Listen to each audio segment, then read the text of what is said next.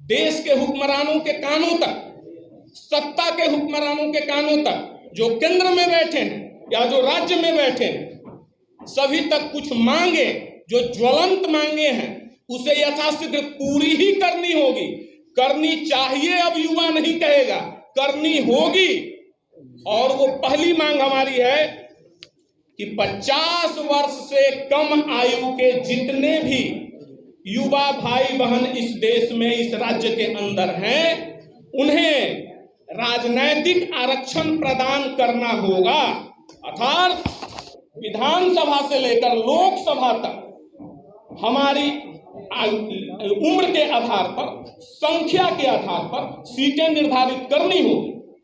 साहब, कितनी बड़ी विडंबना है, जिस प्रदेश में 40 लोकसभा का सीट है और 50 वर्ष से कम आयु के मात्र 4 सांसद भी नहीं है। हमारा हक कौन खा रहा? यह कितनी बड़ी विडंबना है। जिस प्रदेश में 243 विधानसभा सीट है, उस प्रदेश के अंदर हमारा 25% भी भागीदारी नहीं है विधानसभा के अंदर। और मतदाता सूची में जितने कुल वोटर हैं, 7.5 करोड़ लगभग वोटर हैं बिहार की धरती पे, और उसमें 75% वोटर बिलो द 50 एज के हैं, यानी 50 वर्ष से कम उम्र के हैं। तो अब बताइए, क्या हमें इसकी हकमारी नहीं हो रही है? हमें इसका हक मिलना चाहिए या नहीं मिलना चाहिए? हम युवाओं को प्रतिनिधित्व करने का मौका मिलना चाहिए कि नहीं मिलना चाहिए? तो यह हमारी पहली मांग है।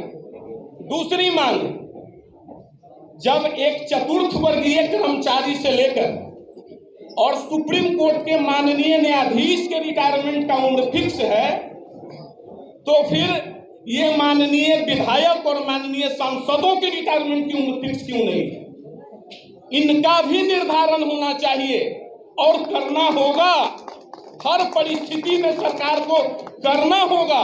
अगर माननीय नरेंद्र मोदी जी हमारे देश के अभिभावक हैं, मैं उनसे आग्रह करूंगा कि आप अगर देश सुधारना चाहते हैं, राजनीति से भ्रष्टाचार को मिटाना चाहते हैं, तो सबसे पहले इन बातों को लागू कीजिए। स्वतः जैसे ही युवा मेन स्ट्रीम में आएंगे, स्वतः सारी विडंबनाएं समाप्त हो जाएगी, सारा कोढ़ मिट जाएगा राजनीति का। तीसरी हमारी मांग है, अगर छात्रों के लिए, छात्राओं के लिए, आप सभी भी छात्र रहे होंगे, आप सबों को भी अब पता है कि हर परीक्षा में आपका अटेम्प्ट लेने का, कि कितने बार आप एग्जाम दे सकते हैं, इसके लिए निर्धारित है ना, वो सीमा निर्धारित है कि आप 2-3 अटेम्प्ट ले सकते हैं, 5 अटेम्प्ट ले सकते हैं। लेकिन ये जो माननीय विधायक और सांसद बनते हैं, जो एक ही सीट से 8-8 बार, 7-7 बार, 6-6 बार चुनकर जाते हैं, क्या इनके लिए सीट समय निर्धारित नहीं करना चाहिए? इनके लिए भी कितनी बार ये जीत कर जाएंगे, यह निर्धारित करना होगा। और ये सरकार को चाहिए कि राजनीति से भ्रष्टाचार मिटाने में दूसरा कदम यह भी साबित होगा। तीसरा, बिहार जैसे पिछड़े राज्य में किसान की स्थिति कितनी दयनीय है, यह किसी से छुपी हुई बात नहीं है।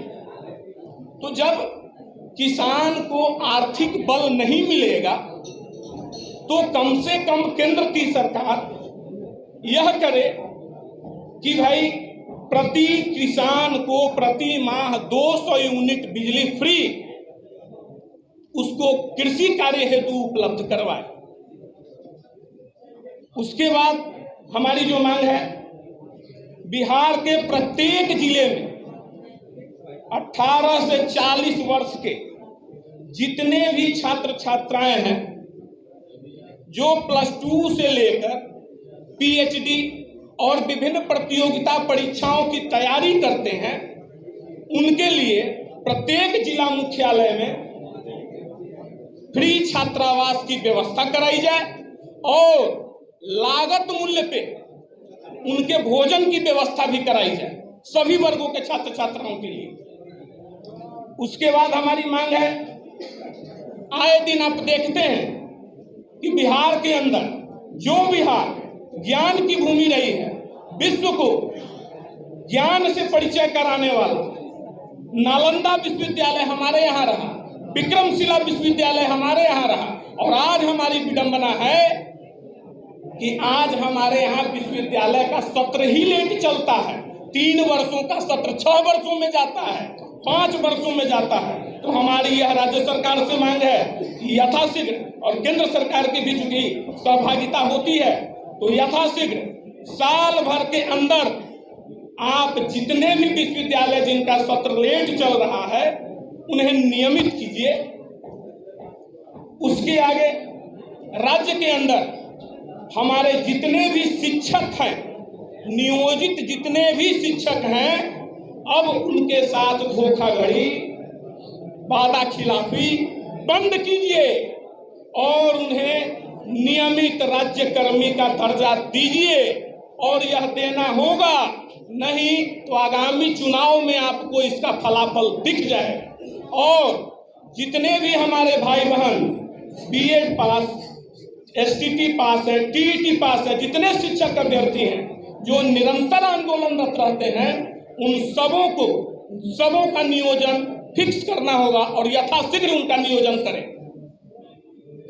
उसके बाद हमारी मांग है, बिहार के अंदर जितने भी निजी विद्यालय हैं, यहाँ सभी लगभग अभिभावक हैं, सभी के बच्चे कहीं ना कहीं पढ़ते होंगे किसी न किसी स्कूल में। आए दिन सुनने को मिलता है किताब के नाम पर लूट, ड्रेस के नाम पर लूट,